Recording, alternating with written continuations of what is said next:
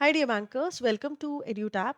सो आज के इस सेशन में हम जैब आईई एंड आईएफएस जो मई 2026 का एग्जाम हुआ था आपका, उसे सॉल्व करेंगे। So this is going to be part one, जिसमें कि हम half of the questions discuss करेंगे and in the latter half we'll discuss the rest of the questions. तो जो सीक्वेंस रहेगा वो रहेगा मॉड्यूल ए एंड बी। ठीक है, आज की क्लास में अराउंड 35 क्वेश्चंस हम डिस्कस करेंगे, जिसमें हम ए और बी मॉड्यूल के क्वेश्चंस को टारगेट करेंगे। और बचे हुए जो पार्ट टू जो बाद में कल आएगा आपके सामने, उसमें हम सी और डी को कवर करेंगे। राइट, तो रिमेनिंग क्वेश्चंस हम उसमें डिस्कस करेंगे। As you know, these are memory based questions, है ना।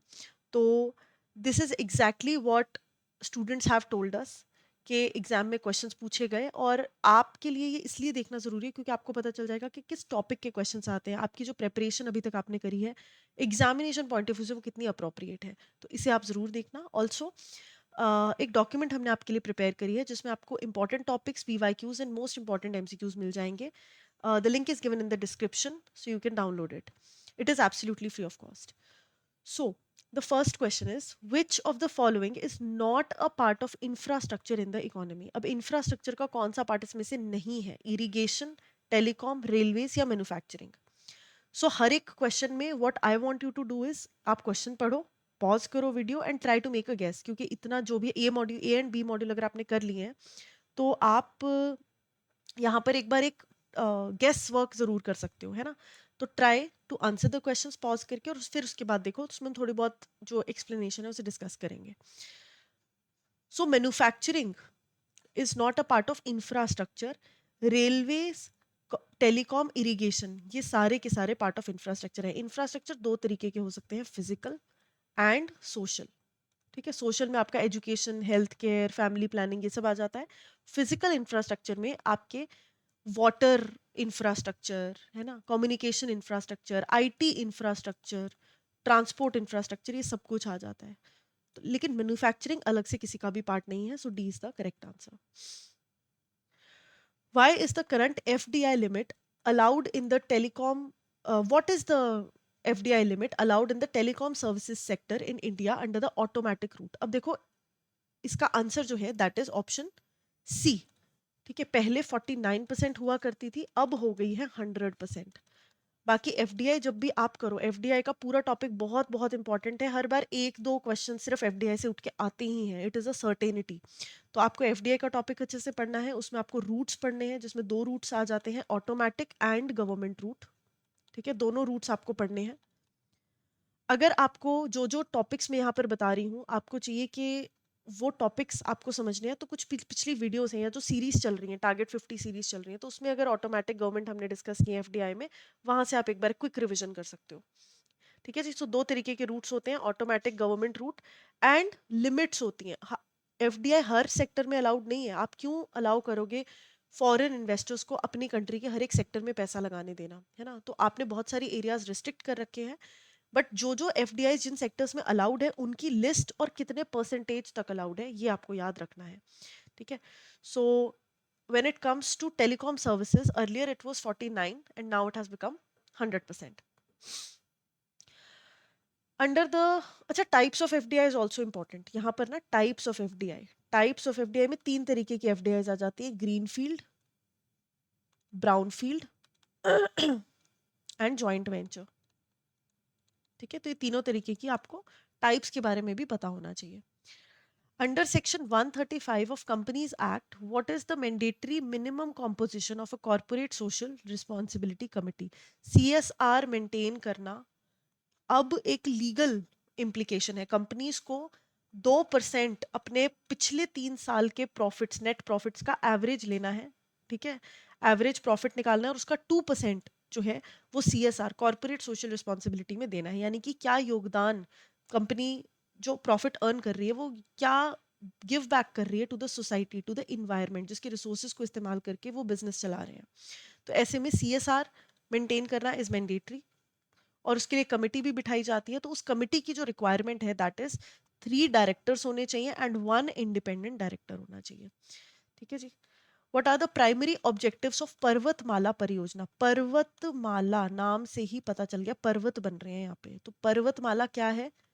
जो दो पहाड़ों के बीच में ropeway for better connectivity in the difficult terrain areas. तो जोग्राफिकली जहाँ पर इंफ्रास्ट्रक्चर डेवलप करना बहुत चैलेंजिंग है, वहाँ पर कम्यूटर्स की ईज के लिए जो आपके रोपवे प्रोजेक्ट्स हैं वो डेवलप किए गए हैं। ठीक है जी। तो क्या ये high speed rail rail corridors के लिए है? बिल्कुल भी नहीं। क्या ये कार्गो हैंडलिंग कैपेसिटी बढ़ाने के लिए है पानी के अंदर? बिल्कुल भी नहीं। Construction of all weather tunnels for military movement in border areas? No. improving connectivity and mobility in hilly areas through ropeway? Now this is more appropriate. अब ये यहाँ पर ना हिंट आपको पहले दिया हुआ, एग्जाम में नहीं दिया हुआ था, but this is just a hint to make you remember. But exam में सिर्फ नॉर्मल ऑब्जेक्टिव पर्वतमाला का पूछा गया था। So which of the following is primary objective of Bharatmala Pariyojana launch by government of India? Bharatmala Pariyojana क्यों है?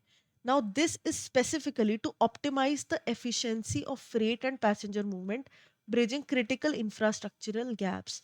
अब ये एक ऐसा भारतमाला परियोजना हमने बनाई है जिसमें कि आपकी पैसेंजर मूवमेंट्स, मतलब जो रोडवेज के थ्रू मूवमेंट है उसको आसान बनाना है।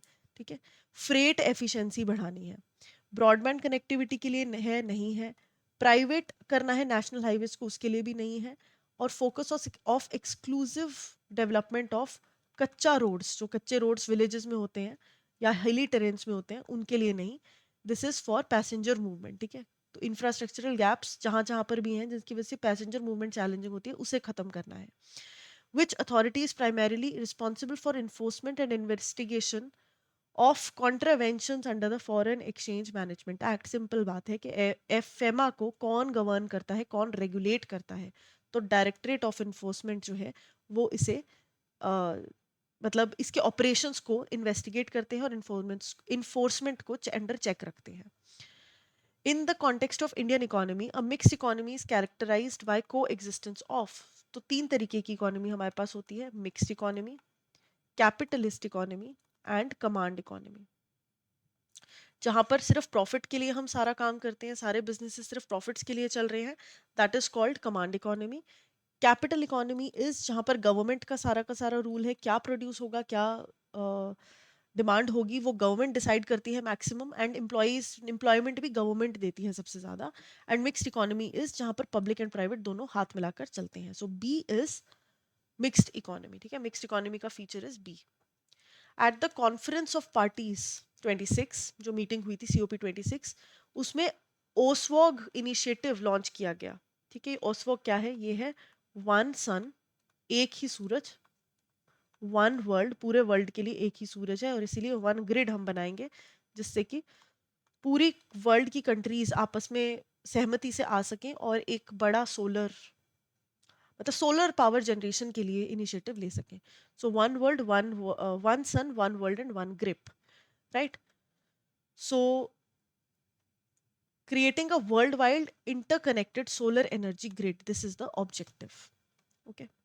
अच्छा, एक चीज और मैं आपको बता दूं, in this lecture we are not focused about the fact कि हमें एक एक चीज को डिटेल में समझना है। जो हम मैराथॉन्स करते हैं ना एग्जाम से पहले, उसमें हम डिटेल में एक एक चीज को समझते हैं। क्यों? क्योंकि हम रिवीजन कर रहे होते हैं। मैं चाहती हूँ उस टाइम पे, मतलब आई एम कि बहुत सारी चीज़ें आपकी रिवाइज मैराथॉन्स या क्वेश्चंस के थ्रू ही हो जाए। लेकिन आज का जो सेशन है, since exams are very far, अभी बहुत सारे लोगों ने तो प्रिपरेशन शुरू भी नहीं करी है, जिन्होंने करी है वो ए मॉड्यूल पर है, बी मॉड्यूल पर है, तो बहुत ज़्यादा डीपली इसमें अभी जाकर डबल डबल टाइम वेस्ट कर फ़ायदा नहीं है। This is only for the students to know कि भाई टॉपिक किस तरह के हैं, क्वेश्चंस एग्जाम में किस तरीके से आते हैं। मल्टीपल चॉइस में मल्टीपल स्टेटमेंट कितने आए थे आपका जो पिछला एग्जाम गया है ना, किस लैंग्वेज किस तरह की होती है ना। तो it's just to make you well acquainted with the examination question, that is one इसका ऑब्जेक्टिव। सेकेंड ऑब्जेक्टिव इज कि आपको पता हो कौन से टॉपिक जरूरी हैं। जो टॉपिक जरूरी हैं वो मैं आपको साथ साथ बताती रहूंगी, जो बहुत ही ज्यादा सर्टेनिटी के साथ जरूरी है, ताकि आप उनको जब भी प्रिपेयर करो तो अच्छे तरीके से आप डीपली उसको पढ़ो। So which of the following is not an objective of economic planning? ठीक है। इकोनॉमिक प्लानिंग जब हम करते हैं कि कंट्री को हमने प्लान करके एक स्ट्रक्चर देके एक बजट की तरह, जैसे हम हर महीने अपना बजट बनाते हैं, उसी तरह इकोनॉमी को सही चलाने के लिए इकोनॉमिक प्लानिंग करते हैं। ठीक है। तो इकोनॉमिक प्लानिंग का क्या ऑब्जेक्टिव नहीं है? इकोनॉमिक ग्रोथ होना, देखो ये तो डेफिनेटली ऑब्जेक्टिव है। ग्रोथ का मतलब जीडीपी बढ़ना, नेशनल इनकम बढ़ना, तो ये तो ऑब्वियसली आपका ऑब्जेक्टिव है। प्राइस स्टेबिलिटी होना, ये भी बिल्कुल सही है। रिडक्शन ऑफ इनइक्वालिटीज होना, कि जो गरीब और अमीर के बीच का गैप है वो खत्म हो जाना, ये भी बिल्कुल सही है। तो क्या चीज ऑब्जेक्टिव नहीं है? फर्म्स अपने profit, private firms, private companies अपने प्रॉफिट्स को मैक्सिमाइज करें, ये ऑब्जेक्टिव नहीं है। So C is the correct answer. Which type of economy is India following? तो ये मिक्स्ड इकोनॉमी है। इंडिया जो है it is a combination of private and government, क्योंकि गवर्नमेंट यहाँ पर बेसिक जो मेन रूल्स रेगुलेशंस है बनाती है, लेकिन private companies they can work for with a motive of earning profit. Demand and supply के बेसिस पर प्राइसेस डिफाइन होते हैं और कंपनीज उसमें से अपना प्रॉफिट कमाती हैं। लेकिन ऐसा नहीं है कि गवर्नमेंट की इंटरवेंशन है ही नहीं, बहुत सारी जगहों पे बहुत सारी रेगुलेशंस गवर्नमेंट भी बनाती है। Consider the following statements regarding MSME in India. तो एमएसएमई का कॉन्सेप्ट वेरी वेरी इंपॉर्टेंट, आपको एमएसएमई की डेफिनेशन और प्रायोरिटी सेक्टर की लिमिट्स, ये दोनों पता होनी चाहिए। ठीक है, तो PSL and MSME is a very very important chapter, उसको आपने अच्छे से करना है, जिसमें आपको पता होना चाहिए कि एमएसएमई की लिमिट्स क्या है, किस इंडस्ट्री को आप एम माइक्रो बोलोगे, स्मॉल बोलोगे, मीडियम बोलोगे, है ना, on the basis of the turnover and investment. ठीक है, कोई भी कंपनी इन्वेस्टमेंट या टर्नओवर के बेसिस पर डिफाइन हो सकती है कि वो माइक्रो है, स्मॉल है या मीडियम है। तो उसके लिए जो डेफिनेशन में जो लिमिट्स हैं वो आपको याद होनी चाहिए। And MSME contribute significantly to India's GDP, are considered the backbone of industrial sector. Absolutely true, industrial sector की ये बैकबोन मानी जाती है। वैसे तो एमएसएमई हर सेक्टर में बहुत ज़्यादा ऑपरेट करते हैं, लेकिन इंडस्ट्रियल सेक्टर में स्पेशली एक बहुत बड़ा बूस्ट इन्होंने दिया है मैन्युफैक्चरिंग सेक्टर में। MSME sector has very limited role in employment generation. Absolutely not. It has one of the most major role in employment generation. 90% people जो है, जो companies चल रही हैं, they are MSMEs in the country. ठीक है, तो बहुत ही ज़्यादा employment generate करती हैं, बहुत ज़्यादा GDP growth में help करती हैं. So this is not true. MSME play important role in promoting exports, particularly in sectors like textile, leather, handicrafts. बिल्कुल सही बात है। ये रीजनल डेवलपमेंट में भी मदद करते हैं और rural and semi urban areas में इंडस्ट्रियलाइजेशन करने में मदद करते हैं। तो ये सब कुछ ही बिल्कुल सही है except for two, so D would be the correct answer. इनमें से कौन सा सस्टेनेबल डेवलपमेंट गोल नहीं है? तो देखो, यूएन, यूनाइटेड नेशंस, जो कि कंट्रीज के बीच में तालमेल अच्छे से बिठाता है, उसने हमें 2015 में कुछ गोल्स दिए। ठीक है, कुछ गोल्स दिए, क्योंकि यूएन चाहता था कि कंट्रीज आपसी सहमति से आए और वर्ल्ड को एक बेटर प्लेस बनाने में मदद करें। तो उन्होंने सारी मेंबर कंट्रीज को कुछ गोल्स दिए। These are called sustainable development goals, यानी कि आप डेवलपमेंट करो लेकिन इस तरीके से करो कि आपके रिसोर्सेज, आपके सिटीजन्स फ्यूचर जनरेशंस के लिए भी कुछ छोड़ के जाएं, है ना। सस्टेनेबल हो ग्रोथ, ऐसा नहीं कि आज इतना डेवलप कर लिया कि कल को सांस लेने के लिए पेड़ ही नहीं बचा, है ना, पानी ही नहीं बचा पीने के लिए, वो नहीं करना है। So these were given in 2015, 16 से स्टार्ट हुए 2030 तक ये लागू हैं सस्टेनेबल डेवलपमेंट गोल्स। इसमें 17 गोल्स आपके पास आ जाते हैं जो कि आपको पता होना चाहिए क्या है। तो whenever you are reading SDGs you should know what sustainable development goals are there. इसमें से जो 13th नंबर का गोल है that is your climate change. ठीक है, तो climate change is the chapter जो कि आपकी किताब में दिया हुआ है, जिसको बहुत डीपली डिस्कस किया है लेक्चर्स में भी मैंने। सो climate change is the 13th SDG, लेकिन इसी तरीके से बाकी के गोल्स भी हैं। ठीक है, तो इसमें वही पूछ रहे हैं कि इसमें से कौन सा सस्टेनेबल डेवलपमेंट का गोल नहीं है। देखो, पॉवर्टी ना हो इसका गोल है, इक्वल एजुकेशन मिले और क्वालिटी एजुकेशन मिले ये भी इसका गोल है, क्लाइमेट एक्शन भी इसका गोल है, इंडस्ट्री में मोनोपोली, एक ही इंडस्ट्री पूरी वर्ल्ड को चलाए या पूरी कंट्री को चलाए, वो नहीं, है ना। एक ही रिलायंस पूरे इंडिया की हर एक प्रोडक्शन या प्रोड्यूसर को या कंज्यूमर को कंट्रोल कर रही है, that should not be there. Monopoly नहीं होनी चाहिए। ठीक है जी, तो C is the correct answer. Consider the following statements regarding sub sectors of industrial sector. तो इंडस्ट्रीज में चार और सेक्टर्स आ जाते हैं। ठीक है, जब हम प्राइमरी, सेकेंडरी, टर्शरी सेक्टर की बात करते हैं, तो उसमें जो सेकेंडरी सेक्टर है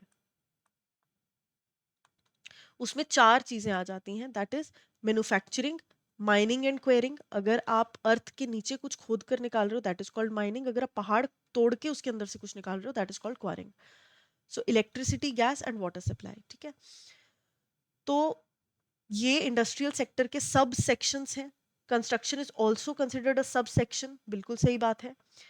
ठीक है, ये कितने हो गए? एक, मैन्युफैक्चरिंग हो गया, माइनिंग एंड क्वेरिंग दो हो गया, इलेक्ट्रिसिटी, गैस, वाटर सप्लाई तीन हो गया, एंड कंस्ट्रक्शन जो है वो 4 हो गया. सो दीज आर द 4 सब सेक्टर्स ऑफ योर मैन्युफैक्चरिंग या secondary sector. Agriculture and allied activities इसमें इंक्लूड होती हैं? बिल्कुल नहीं होती, वो प्राइमरी सेक्टर का पार्ट है. और ये कंट्रीब्यूट करता है सेकेंडरी सेक्टर में, तो ये भी बिल्कुल सही है. तो correct answer is A. Consider the following sectors regarding या statements regarding sectors covered under green deposit framework in India. तो ग्रीन डिपॉजिट फ्रेमवर्क क्या है ना? ग्रीन डिपॉजिट फ्रेमवर्क एक तरीके से अ, ऐसे डिपॉजिट्स हैं. फ्रेमवर्क तो छोड़ो, वो तो एक तरीका है कि किस तरीके से डिपॉजिट्स का काम चलेगा. बट ग्रीन डिपॉजिट्स वो होते हैं जो कि बैंक्स एक्सेप्ट करते हैं इंडिविजुअल से या कॉर्पोरेट से, जो कि इन्वायरमेंट के लिए प्रोजेक्ट्स बना रहे हैं. ठीक है, ये ऐसे डिपॉजिट्स हैं जो कि इन्वायरमेंट फ्रेंडली प्रोजेक्ट्स के लिए बन रहे हैं. इको पार्क बन रहा है ना, कोई नेशनल पार्क बन रहा है, या ऐसी सोसाइटी बन रही है जहाँ पर 80% जो है वो ग्रीनरी आप लगा रहे हो. तो anything that helps the environment to be better. Funds raised under green deposits can be used for financing activities such as renewable energy, energy efficiency and clean transportation. Absolutely correct. ठीक है, सिर्फ construction का ही काम नहीं. मैंने जो example दिए वो कंस्ट्रक्शन वाले थे या डेवलपमेंट वाले थे. पार्क्स डेवलप कर दिए, है ना, सोसाइटीज डेवलप कर दी. लेकिन यही पैसा आप रिन्यूएबल एनर्जी, एनर्जी एफिशिएंसी या क्लीन ट्रांसपोर्टेशन के लिए भी इस्तेमाल कर सकते हो. Fossil fuel based power generation is included? बिल्कुल नहीं, क्योंकि फॉसिल फ्यूल्स का अगर हम इस्तेमाल करेंगे तो हमारे जो नॉन रिन्यूएबल रिसोर्सेज है वो खत्म हो जाएंगे, डिप्लीट हो जाएंगे. तो इसीलिए फॉसिल फ्यूल वाले हमने नहीं यूज करने. Non fossil fuel renewable resources का इस्तेमाल करना है एनर्जी बनाने के लिए. Framework aims to promote environment sustainable and climate friendly lending by banks. बिल्कुल सही बात है. ये फंड्स जो हम इकट्ठे कर रहे हैं, डिपॉजिट्स इकट्ठे कर रहे हैं जो बैंक्स, इनको स्पेसिफिकली आपको उस लेंडिंग में देना है जो कि ग्रीन या फिर बेटरमेंट ऑफ अर्थ के लिए जा रहे हैं, एनवायरमेंट की बेटरमेंट के लिए जा रहे हैं. Who computes index of industrial production in India? So that is done by statistical national statistical office. ठीक है, सिंपल क्वेश्चन है. इंडस्ट्रियल प्रोडक्शन का इंडेक्स इज बेसिकली वो कोर इंडस्ट्रियल सेक्टर्स जो प्रोडक्शन कर रहे हैं उसमें इन्फ्लेशन को कैलकुलेट करने के लिए हम इंडेक्स उस चीज का कैलकुलेट करते हैं. तो दैट इज गिवन बाय, उसका जो डेटा है that is given by national statistical office. Which of the following is not a source of funding for economic planning in India? Tax से पैसा आता है? बिल्कुल आता है. पब्लिक बोरोइंग से आता है? आता है. फॉरेन एड से आता है. फॉरेन एक्सचेंज रिजर्व से नहीं आता. ये फंडिंग का सोर्स नहीं है.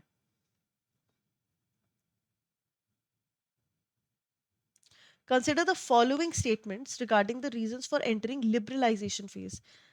जब हमने 1991 में एलपीजी पॉलिसीज लेकर आई, liberalisation, privatisation, globalisation, very important concept by the way. Reforms, जब भी मॉड्यूल 1 कर रहे हो तो रिफॉर्म्स अच्छे से पढ़ना आप. ठीक है, एमएसएमई अच्छे से पढ़ना, रिफॉर्म अच्छे से पढ़ना, प्रायोरिटी सेक्टर लेंडिंग अच्छे से पढ़ना, एफडीआई बहुत बहुत अच्छे से पढ़ना. या so these are the things जो आपको बहुत बढ़िया तरीके से करनी है. सो रिफॉर्म्स में जो एलपीजी रिफॉर्म आए वो क्यों आए? देखो, ऐसा था कि हमारे में ना बीओपी क्राइसिस बहुत आ रहा था. प्रायर टू 1990s हमारे पास बीओपी क्राइसिस की दुविधा थी. हमारे पास पैसे ही नहीं बचे थे, फॉरेन रिजर्व्स हमारे डिप्लीटेड हो चुके थे, हमारी गवर्नमेंट के पास भी पैसे नहीं बचे थे, फिस्कल डेफिसिट की क्राइसिस हमारे पास थी. तो इसकी वजह से हमें आईएमएफ से मदद मांगनी पड़ी. आईएमएफ ने कहा कि हम आपकी मदद कर देंगे, लेकिन इन रिटर्न आपको एलपीजी पॉलिसीज लागू करनी पड़ेंगी जहां पर आप लिबरलाइज्ड हो. लिबरलाइज्ड का मतलब है कि आपने अपने बहुत ज़्यादा जो स्टिफ रूल्स एंड रेगुलेशन है मैन्युफैक्चरिंग को लेके, प्रोडक्शन को लेके, नए प्रोड्यूसर्स की एंट्री, अगर किसी को फैक्ट्री लगानी है उसको 75 तरीके की लाइसेंसिंग लेनी है, तो ये सब रूल्स रेगुलेशंस हटाओ. Make this process flexible so that more production can happen in the economy in a flexible way. So economy was experiencing high and stable industrial growth. ऐसा बिल्कुल भी नहीं है ना, ऐसा बिल्कुल भी नहीं है. लो थी ग्रोथ, फिस्कल डेफिसिट बढ़ रहा था, इन्फ्लेशन बढ़ रही थी, एक्सटर्नल डेट का प्रेशर था क्योंकि हमारे पास तेल खरीदने के भी पैसे नहीं बचे थे. एक हफ्ते का तेल खरीदने के पैसे बचे थे. As part of crisis management, India had to pledge gold reserves to meet international payment obligations. तो गोल्ड रिजर्व्स की मदद लेकर आईएमएफ से लोन लिया हमने, और साथ में कंडीशन भी मानी कि हम एलपीजी इंड्यूस करेंगे. So this was the backdrop जिसकी वजह से एलपीजी आई. And liberalisation is one of the phase of LPG because liberalization, privatization and globalization. Hicks and Hansen synthesis जो इंटरेस्ट को लेके, ठीक है, जब आप इंटरेस्ट कैलकुलेट करते हो, ये this is basically a macro economic concept. ठीक है, तो जब आप बी मॉड्यूल करोगे और उसमें थ्योरीज ऑफ इंटरेस्ट वाला चैप्टर करोगे तो 3 तरीके की थ्योरीज हैं, classical theory, liquidity preference theory and Hicks and Hansen theory. तो हिक्स एंड हैंसन थ्योरी इन दोनों का मिक्सचर है, जिसमें कि क्लासिकल थ्योरी से आईएस कर्व आता है, एलपी थ्योरी से एलएम कर्व आता है, इसीलिए हम इसको आईएसएलएम कर्व भी बोलते हैं या मॉडल भी बोलते हैं। सो it is related to what? It is related to macroeconomic theory, that is ISLM model. Classical theory of rate of interest is also known as, तो इसको और एक किस नाम से जाना जाता है? इसको डिमांड एंड सप्लाई थ्योरी के नाम से जाना जाता है। This is a synonym. Which of the following eminent economist recognised as father of macro economics? तो इसके आगे हमें जाने की जरूरत ही नहीं है। फादर ऑफ मैक्रो इकोनॉमिक्स कौन है? J M Keynes. ठीक है, J M Keynes is the father of macro economics, जिन्होंने इंटरेस्ट थ्योरी ऑफ इंटरेस्ट जो एलएम थ्योरी है वो भी इन्होंने दी, और ये काफी प्रोमिनेंट वर्क है in the field of macro economics. ठीक है जी, so B is the correct answer. Which of the following is not a component of GDP as per the income approach? तो इनकम अप्रोच के तहत कौन सा इसमें से कॉम्पोनेंट नहीं है? वेजेस एंड सैलरीज बिल्कुल है, रेंट है, प्रॉफिट है, गवर्नमेंट एक्सपेंडिचर कौन सा नहीं है? It is D, government expenditure. ठीक है, तो 3 तरीके से आप अपने जीडीपी को कैलकुलेट कर सकते हो, expenditure method, income method and GVA method. है ना, इनकम एक्सपेंडिचर हो गया, इनकम हो गया, जीवी हो गया, राइट। सो वेजेस, सैलरीज, रेंट, प्रॉफिट ये सब इनकम अप्रोच का पार्ट है। ठीक है, तो सारी की सारी 4 फैक्टर्स ऑफ प्रोडक्शन होते हैं हमारे पास। ठीक है, लैंड, लेबर, कैपिटल, एंटरप्रेन्योर। ठीक है, किसी भी चीज को प्रोड्यूस करने के लिए 4 फैक्टर्स लगते हैं। ये चारों फैक्टर्स कुछ इनकम जनरेट करते हैं, तो जब हम उस इकोनॉमी में इनकम को ऐड कर लेते हैं, we get our income approach से जीडीपी। ठीक है, जीडीपी हम कैलकुलेट कर सकते हैं अगर हम इन चारों के चारों इनकम्स को ऐड कर दें एक इकोनॉमी में आती हुई, तो इसे कहते हैं इनकम अप्रोच। तो वेजेस एंड सैलरीज किसकी हो गई? ये लेबर की हो गई। रेंट किसका हो गया? ये लैंड से आता है। प्रॉफिट हो गया एंटरप्रेन्योर का। इंटरेस्ट भी होता तो वो भी ऐड हो जाता, गवर्नमेंट एक्सपेंडिचर इसका पार्ट नहीं है। Under which act are banks required to maintain statutory liquidity ratio? तो एसएलआर मेंटेन करनी होती है बैंक को, हर एक बैंक को, जो भी इस प्रोविजन के अंडर आता है। ठीक है, कौन से प्रोविजन के अंडर? बैंकिंग रेगुलेशन एक्ट के under, section 42 of the banking regulation act. ठीक है, तो वो कहता है कि आरबीआई, मतलब आपको हर एक, मतलब जो भी बैंक इसके अंदर एप्लीकेबल है, उसे अपने पास एक तिजोरी मेंटेन करनी पड़ रही है जिसके ऊपर पर्चा लगा है आरबीआई के नाम का, और इस तिजोरी में आपको रखना है gold, cash and government securities. ठीक है, ये मैंडेटरी है रखना शेड्यूल्ड बैंक्स के लिए and some other banks also. And banks इसका इस्तेमाल नहीं कर सकते unless there is a crisis, और आरबीआई की परमिशन लेनी पड़ेगी, और ये जो पर्चा है वो आरबीआई के नाम का इस पे लगेगा। This is a percentage of total demand and time liabilities. ठीक है, total demand and time liabilities का एक परसेंटेज है। Consider the following statements regarding the forces that determine demand for a particular good. तो जब हम डिमांड बोलते हैं कि किसी गुड की डिमांड इंपैक्ट हो रही है, तो कौन कौन से फैक्टर हैं जो उसे इंपैक्ट कर सकते हैं? प्राइस ऑफ द गुड कर सकता है, बिल्कुल कर सकता है। Income of the consumer of level has no impact, ऐसा नहीं है। इनकम ऑफ कंज्यूमर बढ़ेगी घटेगी तो डिमांड पर फर्क पड़ेगा, तो this is incorrect. Price of related goods, जिसमें कि कॉम्प्लीमेंट्री एंड सब्सटीट्यूट गुड्स आते हैं, बिल्कुल सही। टेस्ट एंड प्रेफरेंसेस, बिल्कुल सही। तो A is the correct answer. Inferior goods and Giffen goods are exceptions of which law? तो ये लॉ ऑफ डिमांड की एक्सेप्शन है, क्योंकि लॉ ऑफ डिमांड कहता है कि जैसे जैसे किसी चीज का प्राइस बढ़ता है उसकी डिमांड कम हो जाती है, लेकिन इंफीरियर गुड्स के केस में अगर प्राइस बढ़ता है तो डिमांड बढ़ जाती है, और गिफन गुड्स के केस पे भी सेम ही है। These are almost used as synonyms of each other. ठीक है, तो inferior goods and Giffen goods के केस में बेसिकली अगर उनका प्राइस बढ़ता है, डिमांड या तो सेम रहती है या साथ में बढ़ जाती है लेकिन नीचे नहीं जाती, तो that is why it is said to be exception of law of demand. इसके अलावा आपके गुड्स ऑफ डिस्टिंक्शन, ठीक है, वेबलन गुड्स, ठीक है, वेबलन, थॉर्स्टीन वेबलन के नाम पे पड़ा है, Veblen goods is also one exception. ये रेपिटेटिव हो गया है। या so which of the following is narrow money? ठीक है, अलग अलग स्टेजेस ऑफ मनी सप्लाई की जो है, मनी सप्लाई की अलग अलग स्टेजेस हैं, उसमें से विच of the following is narrow money. तो M0 से कहानी स्टार्ट होती है, M1, M2, M3 and M4। M0 is also called base money. ठीक है, M1 जो है इसे हम कहते हैं आपका नैरो मनी। ठीक है, नैरो मनी, इसमें क्या आ जाता है, इसमें करेंसी इन सर्कुलेशन आ जाती है, अदर डिपॉजिट्स विद आरबीआई आ जाते हैं, and demand deposits with the bank, very important, incomplete statement है ये, विद बैंक आ जाते हैं। ठीक है, डिमांड डिपॉजिट जो कि बैंक्स में पड़े हैं बस। ठीक है, तो दैट इज कॉल्ड M1। बहुत ही एक नैरो अप्रोच है, इसलिए इसे नैरो मनी कहा जाता है। अगर ये कॉन्सेप्ट ऐसे नहीं समझ आ रहा, कोई दिक्कत की बात नहीं है। मनी सप्लाई जो टारगेट 50 सीरीज है, उसमें मनी सप्लाई के जो लेवल्स हैं वो एक्सप्लेन्ड हैं, उसको जाकर देख लीजिए, आपको कॉन्सेप्ट क्लियर हो जाएगा। It is important also. ठीक है, तो इसको आपको जरूर पढ़ना है। M3 जो है, it is the widely most widely used and it is called broad money. ठीक है जी, तो इसको आप रिवाइज कर लेना। Which of the following scenarios is most likely to result in demand pull inflation? Demand pull inflation मतलब जब आपके पास किसी चीज की सप्लाई इतनी नहीं है लेकिन लोग उसकी डिमांड बहुत ज्यादा कर रहे हैं। तो डिमांड बहुत ज्यादा है, डिमांड है 100 आइटम्स की, लेकिन आप सिर्फ कितने आइटम सप्लाई कर पा रहे हो, आप 70 आइटम सप्लाई कर पा रहे हो। अब ऐसे में प्राइस ऊपर जाएगा, क्योंकि वो लोग जो डेस्परेट नीड है, लेट्स से 100 आप मतलब डिमांड है 100 आइसक्रीम्स की। ठीक है, बहुत गर्मी वाला कोई देश है और 100 आइसक्रीम्स की डिमांड है वहां पर, सप्लाई हो रही है सिर्फ 70 आइसक्रीम्स, क्योंकि बर्फ जमती नहीं है वहां पे, पिघल जाती है, इतनी गर्मी है। ऐसे में जो लोग बहुत डेस्परेट हैं, अगर आइसक्रीम का प्राइस है 500 रुपए, तो जो बहुत ज़्यादा डेस्परेट लोग हैं जिनके पास कैसा पैसा है ना, और जो अफोर्ड कर सकते हैं, they will be willing to पे 1000 also for the same ice cream. So now the price has gotten up, the price has got up. Why? Because there is a lot of demand लेकिन उसकी equivalent supply नहीं है। तो ऐसे में significant increase होता है डिमांड की वजह से। अच्छा, ये कुछ और पूछ रहे हैं क्या, विच ऑफ द फॉलोइंग सिनेरियोज। ठीक है, अलग अलग सिनेरियोज बताएं, आपको बताना है कि डिमांड पुल कौन से वाला सिनेरियो बता रहा है। So sudden spike in global crude oil prices, increase in transportation cost, no, this is not an example. An increase in repo rate by the RBI to tighten liquidity, again that is not relevant. Why? Because repo rate increase करके तो money supply को control कर रहे हो ना, उसमें inflation का, demand पुल inflation जो है वो नहीं रिफ्लेक्ट हो रही।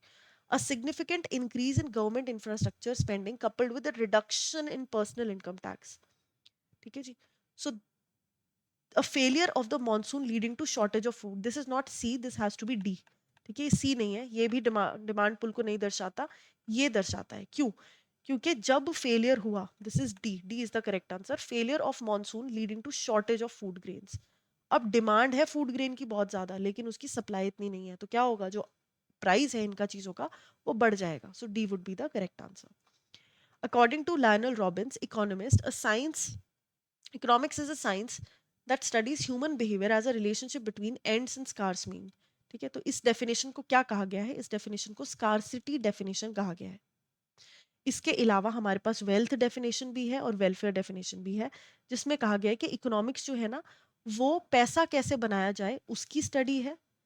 और वेलफेयर डेफिनेशन में कहा गया है कि इकोनॉमिक्स ह्यूमन ह्यूमन वेलफेयर के लिए कैसे आप मैक्सिमम यूज कर सकते हो पैसे का, उसकी स्टडी है। तो that is welfare definition. And wealth definition was the first one that was given by Adam Smith. Welfare definition was given by Alfred Marshall. और scarcity definition Lionel Robbins ने दी, जो कि सबसे ज़्यादा widely used है, जो कि आपको बताती है कि आपके पास जो मीन्स हैं किसी भी चीज़ को बनाने के, जो रिसोर्सेज हैं वो लिमिटेड है और उनके बहुत सारे यूजेस हैं। आपको बेस्ट सूटेबल यूज जो है उसका इस्तेमाल कर कर अपनी सेटिस्फैक्शन को मैक्सिमम करना है। ठीक है जी, so that is your scarcity definition. GVA at basic price is a fundamental component used to derive which of the following macroeconomic aggregates। तो GDP at market prices अगर आपको कैलकुलेट करना है तो आपको GVA की at basic price की ज़रूरत होगी, और उसमें आप कुछ चीज़ों को ऐड एंड सब्ट्रैक्ट करोगे and then you will get your GDP at market price। Which of the following indices has RBI adopted as the key measure of inflation for monetary policy stance? Which of the following indexes RBI ने adopt किया है inflation. Okay, तो RBI अपनी monetary policies में किस index का इस्तेमाल करता है इन्फ्लेशन को कैलकुलेट करने के लिए, ताकि वो मनी सप्लाई को बढ़ा या घटा सके? सो that is consumer price index, और वो भी कंबाइंड वाला। ठीक है, सो सीपीआई हमारे पास तीन तरीके के होते हैं, CPI, WPI and GDP deflator. तो उसमें से सीपीआई, जो कि अगेन अपने अंदर सब सेक्शंस उसके हैं, 5 तरीके का हो सकता है, उसमें से जो कंबाइंड वाला है उसका इस्तेमाल करता है आरबीआई अपनी मॉनेटरी पॉलिसीज को असर्टन करने के लिए। विच of the following is a fundamental characteristics of repurchase agreement? Repo transactions. ठीक है, बैंक को पैसा चाहिए तो बैंक आरबीआई के पास गया और आरबीआई को कहा कि मुझे 100 रुपए दे दो, उसके बदले में ये इस गवर्नमेंट सिक्योरिटी रख लो, कल को मैं वापस आऊंगा और इस गवर्नमेंट सिक्योरिटी को आपसे खरीद लूंगा, I will repurchase and pay you back your money, that is called repo. So it is an unsecured instrument नहीं, it is a collateralised lending. Secured instrument है क्योंकि आप उसके अगेंस्ट गवर्नमेंट सिक्योरिटी दे रहे हो। So it involve simultaneous sales of securities and a promise to buy them back at future at higher price. Yes, B is the correct answer. वो higher price works as a interest जो कि RBI ने loan दिया है bank को। According to JM Keynes LM theory, speculative motive क्या होता है? देखो, इस थ्योरी के हिसाब से ना पैसे को तीन तरीके से यूज किया जा सकता है। एक तो ट्रांजेक्शन्स के लिए यूज किया जा सकता है, बिजनेस में जो रोजमर्रा की ट्रांजेक्शन होती है। एक प्रिकॉशनरी, कि कल को कुछ खतरा हो गया तो हमें अपने फंड्स बनाने हैं, सैलरी में से ऐसे ही करते हैं ना हम, सैलरी आती है हम पहले अपने ट्रांजेक्शन्स करते हैं जो खर्चा है महीने का, फिर हम प्रिकॉशनरी मेजर्स लेते हैं। प्रिकॉशनरी मेजर्स मतलब हम अ, या सो हम कुछ पैसा अलग से रखते हैं कि कल को नीड हो गई तो। And the third one is speculative, right? So speculative is extra cash पड़ा है, आपको नहीं पता आपको उसका क्या करना है, but if situation calls for it तब आप उसको यूज करोगे। So the prevailing rate of interest and expectations regarded future bond prices, ठीक है, that is what speculative motive is. Which of the following features is typically observed during the recession phase? Okay, so you have business cycle, ठीक है, business cycle मतलब ऐसे एक fluctuating movement चलती है जिसमें कि पूरी इकोनॉमी फ्लो करती है, हर एक सेक्टर इम्पैक्ट होगा, हर एक बिजनेस इम्पैक्ट होगा। और बिजनेस क्योंकि एक तरीके से कभी इकोनॉमी नहीं चलती, कभी ऊपर जाएगी कभी नीचे जाएगी, उस चीज को हम कहते हैं बिजनेस साइकिल। बिजनेस साइकिल के होते हैं बहुत अलग अलग फेजेस। तो जब ऊपर जा रही है दैट इज कॉल्ड पीक, ठीक है, डाउनवर्ड मूवमेंट जा रहा है दैट इज कॉल्ड रिसेशन, सबसे लोएस्ट आ गया तो वो हो गया डिप्रेशन, और जब ऊपर जा रहा है वापस, मतलब यहां से जब नीचे से सबसे ऊपर उठ के आ रहा है दैट इज कॉल्ड रिकवरी। ठीक है, दोबारा से ये रिपीट होगा, रिकवरी होगी फिर पीक पे जाएगा। कब होगा कैसे होगा नहीं पता, हो सकता है एक बार बहुत आसानी से पीक आ गई, दूसरी बार बहुत लंबा नीचे रहे और बहुत ऊपर बाद में जाके हमारा पीक आया है ना, फिर उसके बाद डाउनफॉल बहुत ज्यादा हो गया, फिर ऐसे हो गया, मतलब ये अनइवन रह सकता है, लेकिन होता जरूर है, साइक्लिक मूवमेंट है, ऊपर है तो नीचे भी जाएगी कहानी, नीचे है तो ऊपर भी जाएगी। सो डिक्रीज इन सेल्स, रिसेशन का मतलब है जहां पर सेल्स बहुत कम हो जाती है। बिल्डअप ऑफ अनप्लान्ड इन्वेंट्रीज, क्यों? क्योंकि जब पीक पीरियड आ रहा होता है ना, तो प्रोड्यूसर्स बहुत एक्स्ट्रा अमाउंट प्रोड्यूस कर देते हैं, उनको लगता है कि डिमांड जो अभी बहुत इंक्रीज हो रही है वो हमेशा इंक्रीज होती रहेगी, तो इसलिए वो बिना डिमांड देखे बहुत ज्यादा सप्लाई कर देते हैं। तो जब रिसेशन फेज आता है after the peak period, demand जो है वो नीचे चली जाती है, लेकिन सप्लायर्स जो है वो अभी भी उसी स्पीड से प्रोड्यूस कर रहे होते हैं, जिसकी वजह से स्टॉक स्पाइल अप होना स्टार्ट हो जाता है, अनप्लान्ड इन्वेंट्रीज बननी स्टार्ट हो जाती है, and they start suffering losses leading to a further downfall in the economy. So B would be the correct answer here. The supply curve represents the functional relationship between the following variables. So supply curve is what? Supply curve is this. ये बताता है कि अगर किसी चीज का price ऊपर जाता है, अगर आप कोई प्रोड्यूसर हो, आप चॉकलेट बना रहे हो, आप 100 रुपए की चॉकलेट बना रहे हो और आप 10 यूनिट्स बना रहे हो, ठीक है, कल को आपको पता चले कि भाई ये चॉकलेट 200 रुपए में बिक रही है, लोग 200 रुपए देने को तैयार है, तो ऑब्वियस सी बात है आप 20 चॉकलेट्स बनाओगे, आप 30 चॉकलेट्स बनाओगे, जैसे जैसे प्राइस ऊपर बनेगा आप ज्यादा प्रोडक्शन करोगे, तो it gives result to an upward sloping graph. ठीक है, तो सप्लाई कर्व क्या है? ये बताता है कि price of a commodity and quantity produced by the producers जो है उनके बीच का रिलेशन क्या है, and it is N upward sloping graph. Which of the following statement correctly explains the logic behind downward sloping graph? तो जो graph नीचे की तरफ, डिमांड ग्राफ जो है वो डाउनवर्ड स्लोपिंग ग्राफ है, लेफ्ट से राइट जाते हुए नीचे। क्यों? क्योंकि जब किसी चीज़ का प्राइस ऊपर जाता है, मुझे कपड़े खरीदने हैं, नॉर्मली मैं देखूं, अगर मैं एक एक ड्रेस लेने गई थी, ठीक है, मुझे लगा मेरा बजट 500 रुपये, I will just get one dress, ठीक है, तो ये पॉइंट आया।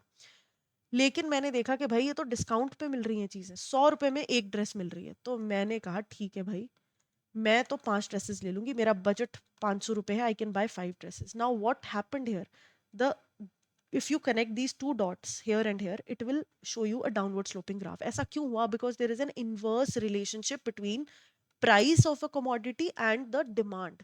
तो प्राइस अगर नीचे जाएगा, डिमांड ऊपर जाएगी, प्राइस अगर किसी चीज का बढ़ जाएगा तो डिमांड धीरे धीरे कम होने लगेगी।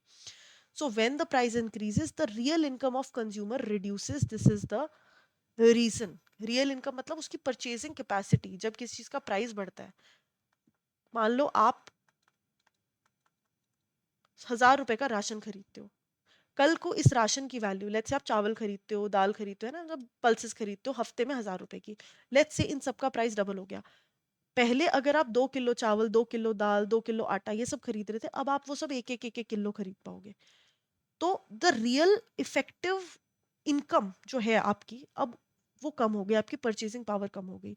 इसकी वजह से अब आप सोचोगे कि यार ठीक है, पैसे, ये तो इनकम, असली इनकम तो बढ़ी नहीं है, लेकिन इसको खरीदने की क्षमता, जो इस पैसे में चीज़ों को खरीदने की क्षमता है वो कम हो गई है। तो इसीलिए you will start buying less of that commodity. तो इसीलिए जैसे प्राइस बढ़ेगा, डिमांड जो है वो धीरे धीरे कम हो जाएगी। So D is the correct answer. So I hope आज का लेक्चर आपको इंटरेस्टिंग लगा और काफ़ी इन्फॉर्मेटिव लगा। नाउ ऑल्सो, अगर आपको कोई कोर्स चाहिए जो कि आपकी जर्नी में हेल्प कर सकता है, आपकी प्रिपरेशन में हेल्प कर सकता है, तो मास्टर कोर्स आप चेकआउट कर सकते हो, जिसमें आपको कॉन्सेप्ट क्लासेस मिल जाएंगी। रिकॉर्डेड सेशन से 10 to 15 मिनट्स आप अपनी कन्वीनियंस पे देख सकते हो। एग्जाम से पहले live classes, concept notes revision के लिए, और ये सब कुछ आपको प्रैक्टिस के लिए मिल जाएगा। सेम चीज़ अगर आपको डेमो चाहिए 2 दिन का, तो डेमो कोर्स अवेलेबल है इन जस्ट ₹1। ब्रोशर डाउनलोड कर सकते हो और सारी डिटेल्स आपको वहाँ पर दिख जाएंगी। Then if you want to go for a crash course, तो 60 लाइव क्लासेस के थ्रू आप सब कुछ कवर कर सकते हो। 15 क्लासेस पर कॉम्पोनेंट, 2 घंटे की हर क्लास होगी। तो लाइव क्रैश कोर्स उसके लिए है, बैच 3 का स्टार्ट होने वाला है। So you can check out. कोई आपको डाउट है इससे रिलेटेड, तो आप रीच आउट कर सकते हो हमें इस कॉन्टैक्ट इन्फॉर्मेशन पे। I will see you in the next class. Thank you so much.